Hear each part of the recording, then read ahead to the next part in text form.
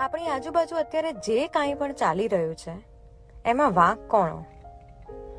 કોઈક કહે છે ચાઇનાનો, કોઈક કહે છે સરકારનો વાંક છે કે બધું સમયસર બંધ ન કર્યું, કોઈક કહે છે કે ઇન્જેક્શન અને ઓક્સિજનની અછત એટલે છે કારણ કે ઘણા લોકોએ બધું સંગ્રહી રાખ્યું છે અને બ્લેક માર્કેટમાં વેચે છે. ખરેખર વાંક કોનો છે? જેને પૈસા અને ઓળખાણનો ઉપયોગ કરી પહેલેથી જ પોતાના 95 વર્ષના મા બાપ માટે હોસ્પિટલમાં જગ્યા બુક કરાવી રાખી, કે જેને 5 દિવસ સુધી ટેસ્ટ ન કરાવ્યો અને છેલ્લે સમયે હોસ્પિટલમાં જગ્યા શોધવા નીકળ્યા. આ બધું જ જે ચાલી રહ્યું છે એમાં વાંક કોનો? મારા મતે તો કોઈ પણ પ્રકારના પ્રલય સમયે કોઈ સંપૂર્ણ સાચું કે સંપૂર્ણ ખોટું હોઈ જ ન શકે. દરેકને જે સાચું લાગે તે એ કરે. આપણી સંગ્રહ વૃત્તિ તો આપણા જીન્સમાં વણાયેલી છે. એનાથી ઉપર ઉઠીને વર્તવું એ ઘણું જ અઘરું છે. એટલે જેને જે સાચું લાગે એમ એ વર્તે. આ જ વિચારોમાં વહેતો આજનો આપણો અંતરનો સંવાદ. હું છું સૃષ્ટિ અને આજે લઈને આવી છું એક કાલ્પનિક સંવાદ. બે એવા પાત્ર વચ્ચે જેમને હંમેશા આપણે વિલન જ માન્યા છે. આજે એમની વાર્તા સાંભળો છો તમે અંતરનો સંવાદ.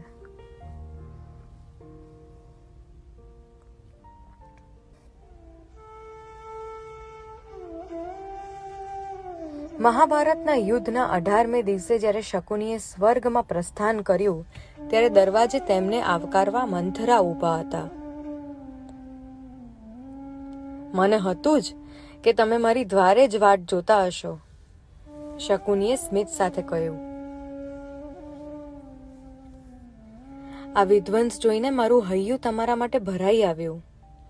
તમારા બધા જ ભાણેજના અંતનો ભાર તમારા માથે આવવાનો, મંથરાએ કહ્યું. એ તો આવવાનો જ છે ને.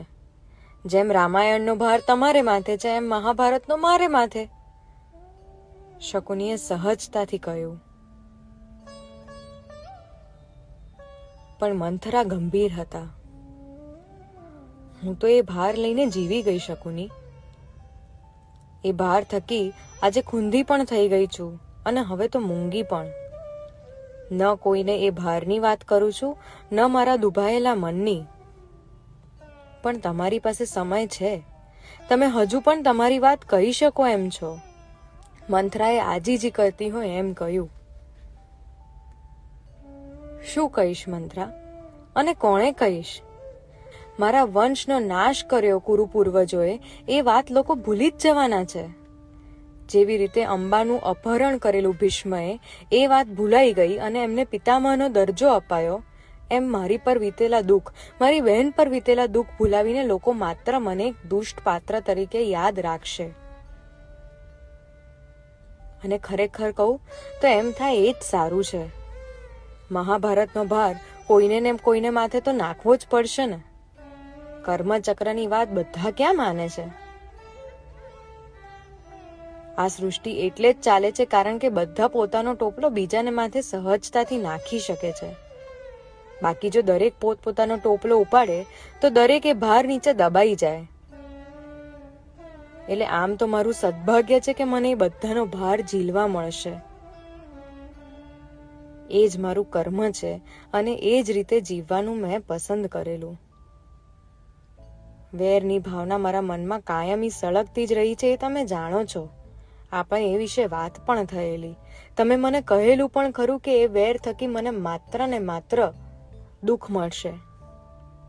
પણ આપણે એમ પણ વાત થયેલી કે એ વેરના લીધે નિયતિએ મને જે ભાગ ભજવવા આપ્યો છે એ હું ભજવી શકીશ. એ વેર થકી જો આખાય કુરુવંશના કર્મનો નિર્વાહ થતો હોય તો એ વેર મને મંજૂર છે. એ ભાર મને મંજૂર છે. છેલ્લી વાર વિચારી લો શકુની. અહીંયા અંદર પગ મૂકશો, સાથે ધરતી પર યુગો યુગ સુધી તમારા નામ આગળ દુષ્ટતાનો ચિહ્ન લાગી જશે. કશો વાંધો નહીં મંથરા. આપણે ઈશ્વરના યુગમાં આપણા કર્મોને બાળી શક્યા એ પછી આ ચિહ્નોથી આપણે શું મતલબ? સમયનું ચક્ર ફર્યા કરશે, આપણા નામ સાથે કે આપણા નામ વગર. ચાલો હવે એ બધી વાત છોડો, રુદ્રદેવ આપણી પ્રતીક્ષા કરે છે.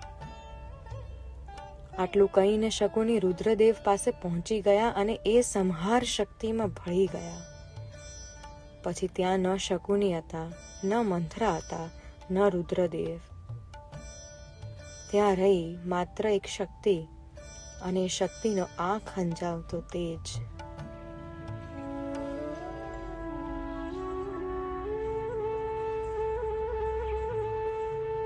આપણા બધાની અંદર તેજ અને અંધકાર બંને છે. ખરેખર કોઈ સાચું કે કોઈ ખોટું નથી. દરેક પોતાના મૂળ સ્વભાવ અને કર્મ પ્રમાણે વર્તે છે. આવા સમયે આપણા ભારનો ટોપલો કોઈને આપવા કરતા આપણે દરેક પોતાનો ભાર ઉઠાવી લઈશું તો આ પ્રલયમાંથી બહાર નીકળવું સહેલું પડશે. દોષારોપણ કર્યા વગર એકબીજાની સાથે ઊભા રહીને એકબીજાના કર્મનો નિર્વાહ કરવામાં મદદ કરીએ તો ઘણું છે. આપણે માત્ર એક જ પ્રશ્ન પૂછવાનો છે કે શું આપણે આપણા મૂળ સ્વભાવને અનુસરીને વર્તીએ છીએ? શું આપણે જે કરીએ છીએ તે આપણા આંતરિક મને સાચું છે? બસ આટલી વિવેક બુદ્ધિ કેળવી શકીએ તો આ જીવ સૃષ્ટિની સૌથી બૌદ્ધિક પ્રજાતિ તરીકેની આપણી જીત ચોક્કસ નક્કી થઈ જશે.